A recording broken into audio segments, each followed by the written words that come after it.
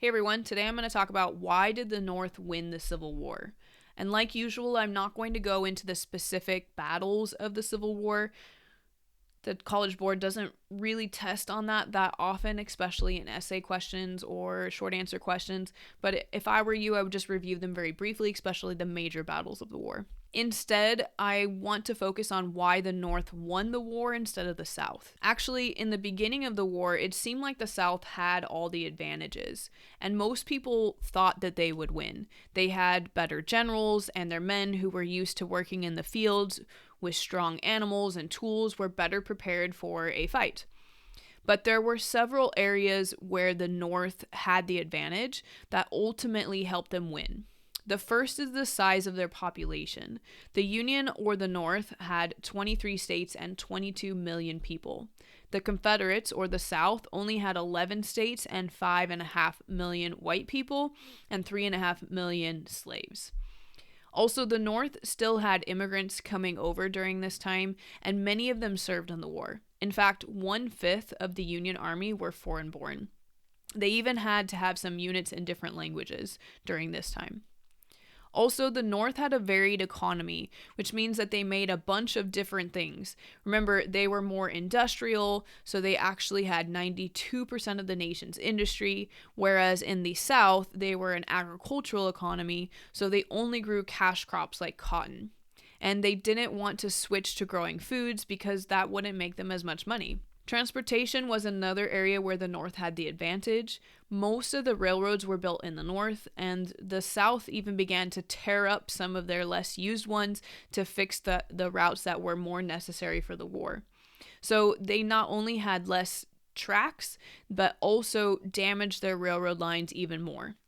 The North had more because they were using them to ship all their products around the United States. And railroads and transportation is important because during wartime you need to transport your troops, you need to move supplies, uniforms, goods that you need, weapons, all that kind of stuff for war. Also, the North had a stable currency. The North began to give out paper money called greenbacks, which did lead to inflation, but the North was able to tax more than the South, helping to build revenue. And the South was in even more financial trouble. Their states' rights attitude meant that they didn't want to be taxed, but they needed money for the war, so they began to print even more paper money, and by the end of the war, it was worth only 1.6 cents per dollar. The North also set up a naval blockade against the South so that they couldn't ship their cotton overseas to make more money.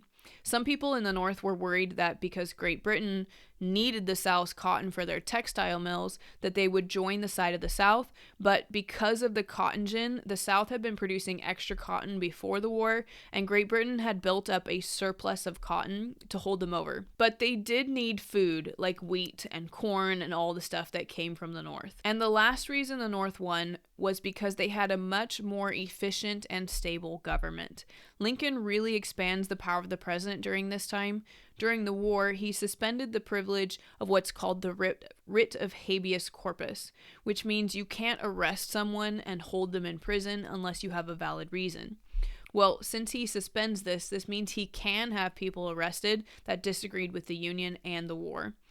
Like the Peace Democrats, for example, who wanted to create peace with the Confederates immediately.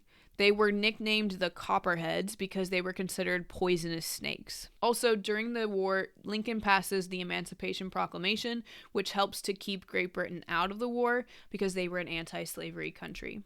Okay, your practice question today is actually going to be 3 multiple choice questions, and it's going to be based on this chart right here about the Union and Confederate soldiers. And so take a look at this, pause the video, check out the chart, then skip forward a little bit to see the next 3 questions. Write down what your answer would be, and then when you're done, check the description of the video so that you can see the correct answers and make a comparison. I hope you guys have a good rest of your day, and I'll see you in class.